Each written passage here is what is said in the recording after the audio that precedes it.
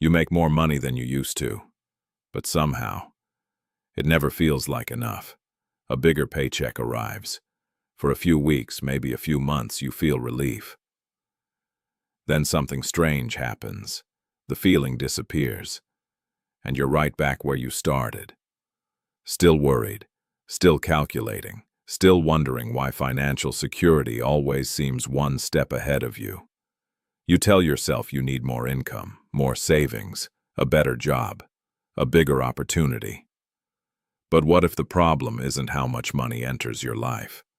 What if it's where that money goes after it arrives? Because some people earn 6 figures and still feel trapped, and some people earn far less yet sleep peacefully at night. The difference isn't always income. It's something much harder to see, and once you see it, you can't unsee it. Picture a normal Friday afternoon. Your paycheck hits your account. For a brief moment, everything feels okay. You check your balance, maybe even smile. Then the payments begin. Rent, car payment, insurance, subscriptions you forgot existed, credit card balances, food delivery, random purchases you barely remember making. By Monday, that feeling is gone. Not because you're irresponsible, not because you're bad with money, because most people were never taught the difference between owning things and building wealth. And those are not the same thing, not even close. At first, this feels harmless. You buy things that seem like progress, a nicer car, a bigger apartment, a better phone, furniture, clothes, experiences. Nothing wrong with any of those things. The problem starts when you confuse consumption with wealth. And this is where things start falling apart.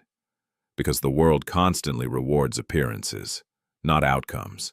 Nobody sees your investment account growing quietly. Nobody notices your savings increasing. Nobody compliments your emergency fund. But they do notice the new car, the expensive watch, the upgraded lifestyle. And without realizing it, you begin buying symbols instead of freedom. You don't notice it immediately. In fact, it often feels good. That's what makes it dangerous. You drive home in the new car. The smell is perfect. The seats feel amazing. You tell yourself this is what success looks like. And maybe it is, for a moment. But then the monthly payment arrives. Then insurance. Then maintenance. Then repairs.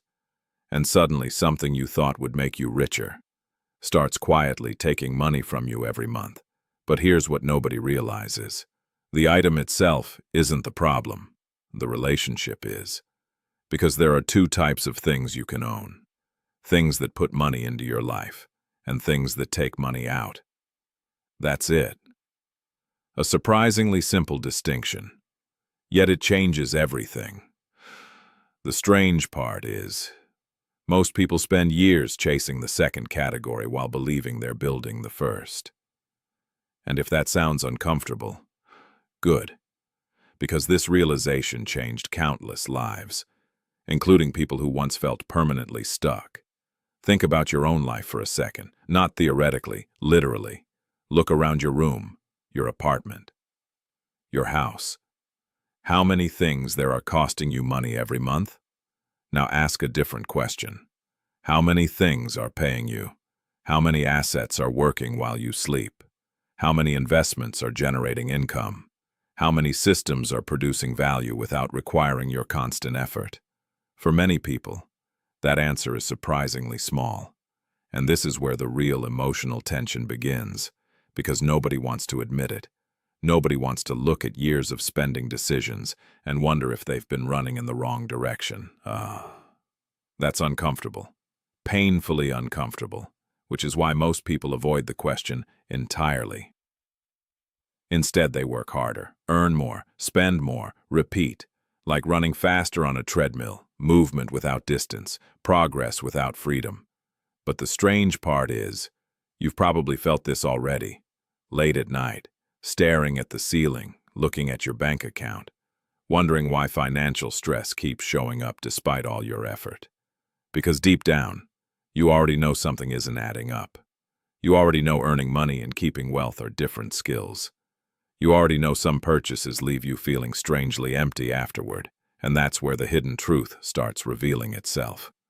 The wealthy often ask a different question before spending money, not, "Can I afford this?" but, "Will this make me richer or poorer?" And this is the part most people never hear. Building wealth is not primarily a money problem, it's an identity problem. Because eventually every financial decision becomes a reflection of how you see yourself. Think about it. Some people receive a raise and immediately increase their lifestyle. Others receive the same raise and quietly buy more assets. Same income, different identity, different future. The first person sees money as something to spend. The second sees money as something to deploy. And over years, that tiny difference becomes enormous, not overnight, not dramatically, quietly. The way a tree grows, the way habits compound, the way decades pass before anyone notices. And this changes everything. Because once you understand assets and liabilities, you stop asking different financial questions. You start asking different life questions. You stop asking, "What do I want to buy?" and start asking, "What do I want my future to look like?" Because every dollar is making a decision, even when you aren't. Every dollar either buys temporary pleasure or future freedom. Both have value, but confusing one for the other creates endless frustration. That's when the real problem begins. You work harder, earn more, yet feel exactly the same. Because your lifestyle keeps expanding to consume every gain. You've probably seen this happen. Someone doubles their income, yet their stress remains unchanged. A bigger apartment, a more expensive car, more subscriptions, more obligations, more financial pressure. From the outside, they look wealthier. Inside, nothing feels different. Because the prison got larger. That's all. And maybe you've experienced a version of this yourself. You finally buy something you've wanted for months, maybe years. The excitement is intense, for a while. Then normal returns, and your brain starts looking for the next purchase, the next upgrade, the next thing that promises satisfaction. But the strange part is, the feeling you're chasing was never inside the purchase. It was inside the anticipation. And once the anticipation disappears, so does the emotional reward, which means you're left searching again, not because you're foolish, because that's how humans work. We're remarkably adaptable. We get used to almost everything. The new car becomes your regular car. The new apartment becomes your regular apartment. The new phone becomes your regular phone, and suddenly you're back where you started. Except now the payments are permanent. This is why so many people with money still feel poor. Because they lack ownership. True ownership. Assets create options. Options create freedom. Freedom creates peace. And peace is what most people are actually chasing. Not money. Money is the vehicle. Peace is the destination. The ability to sleep without constant financial anxiety. The ability to make decisions without desperation. The ability to walk away from situations that don't align with who you are. That's what assets buy. Not luxury, freedom.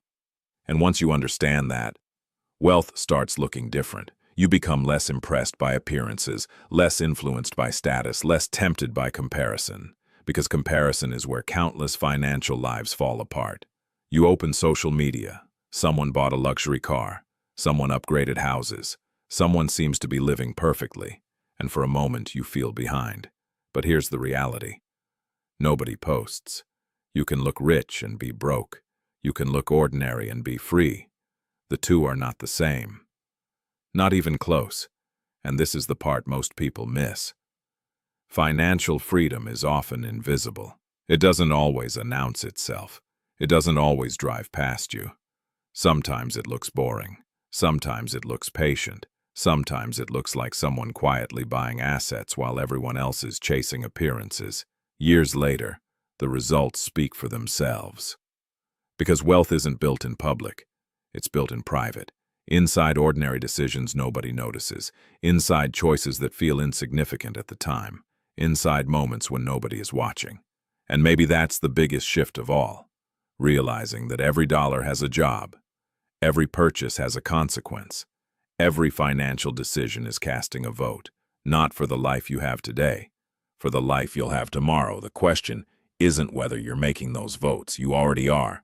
The question is what they're creating. Because one day you'll wake up inside the financial reality you've been building for years.